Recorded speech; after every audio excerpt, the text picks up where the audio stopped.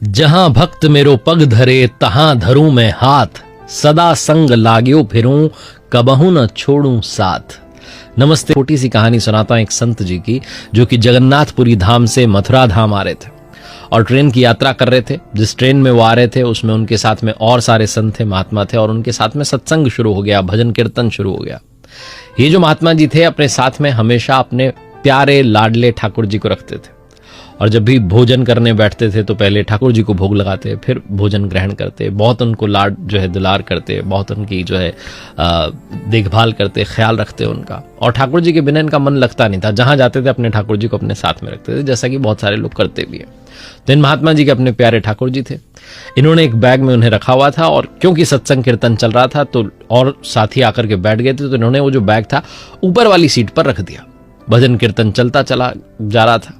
एक महात्मा जी जो थे उन्होंने बाकी सारे महात्माओं से निवेदन किया कि देखिए मेरा आश्रम जो है अब से कुछ दूर बाद जो स्टेशन आएगा वहां आने वाला है, वहां से 10 किलोमीटर दूर जंगल में हमारा आश्रम है, और मैं चाहता हूं कि इतने सारे संत जन एक साथ जा रहे हैं तो आप सबको आश्रम पर ले जाऊं और वहां जाकर के जो है भोजन ग्रहण करवाएं, आपके लिए भोजन प्रसादी बनवाएं, थोड़ा सा हमें भी आदर सत्कार का जो है मौका दीजिए। तो एक शाम आपको हमारे यहाँ बितानी होगी, कल फिर से ट्रेन आएगी, आप बैठ करके मथुरा निकल जाना। तो सबने कहा ठीक है जी, आपकी बात सही है, चलो चलते हैं। तो जैसे वो स्टेशन आया, सारे जो संत महात्मा थे सब उतर गए और 10 किलोमीटर दूर उनका जो आश्रम था वहां तक पहुंच गए। जब वहां पहुंचे और उसके बाद जब भोजन प्रसादी का समय आया, तो ये जो महात्मा जी थे जो अपने साथ में हमेशा ठाकुर जी को रखते थे, इनको याद आया कि बैग में से ठाकुर जी को निकाल लेते हैं और उनको जो है भोजन प्रसादी करवाते हैं, उनकी देखभाल करते हैं। तो इन्हें याद आया कि इनका तो बैग ही नहीं मिल रहा है। फिर समझ में आया कि बैग तो ट्रेन में ऊपर वाली सीट पर रखा था। अब इन महात्मा जी को चिंता होने लगी कि ट्रेन तो निकल गई होगी, हमारे ठाकुर जी पता नहीं कहां गए। इनकी आंखों में अश्रुधारा बहने लगी। बाकी महात्माओं ने पूछा कि क्या बात होगी, तो कहने लगे मेरे लाडले ठाकुर जी ट्रेन में रह गए, हम तो यहां आ गए 10 किलोमीटर दूर आश्रम, और ट्रेन तो अब तक जा चुकी होगी, पता नहीं क्या होगा। तो जो महात्मा जी सबको लेकर के आते उन्होंने कहा चिंता मत कीजिए, हम अभी तांगा मंगवा लेते हैं, अभी चलते हैं, हम चलते हैं, स्टेशन मास्टर से बात करते हैं, हमारे जानकारी पूछ लेते हैं। तो इन महात्मा जी को बैठा करके ले गए, दौड़े भागे स्टेशन मास्टर के पास पहुंचे, जाकर कहा कि वो ट्रेन कहाँ है, उस ट्रेन के बारे में बताओ। हमारे जो महात्मा जी इनके ठाकुर जी उस ट्रेन में चले गए। स्टेशन मास्टर ने कहा कि अरे परेशान क्यों रहे, वो तो सामने खड़ी हुई है प्लेटफॉर्म नंबर 3 पर, आप वहां जाकर के देख लो ट्रेन। बोले क्यों खड़ी हुई, अभी तक गई नहीं।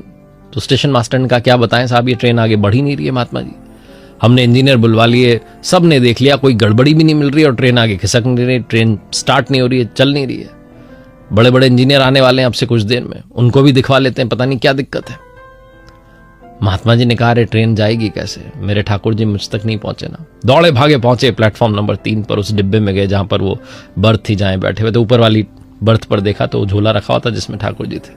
अपने लाडले ठाकुर जी को गले लगाया, ट्रेन के उस डिब्बे से जैसे ही उतरे, ट्रेन ने हॉर्न बजा दिया, सीटी बज गई, ट्रेन चल दी। सब लोग जो थे चौंक गए कि ये तो चमत्कार हो गया। कहते ना हरि अनंत हरि कथा अनंता, कहे सुनहि बहु विधि सब संता।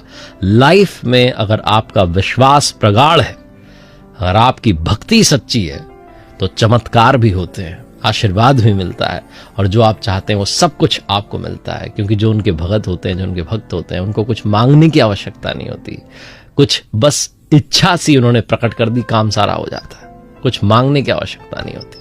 एक बार फिर से वही बात जो अक्सर आपसे कहता हूं, ऊपर वाले के आशीर्वाद के साथ, अपनी मेहनत के साथ, अपनों के प्यार के साथ कर दिखाओ कुछ ऐसा कि दुनिया करना चाहे आपके जैसा। देखते रहिए हर सोमवार।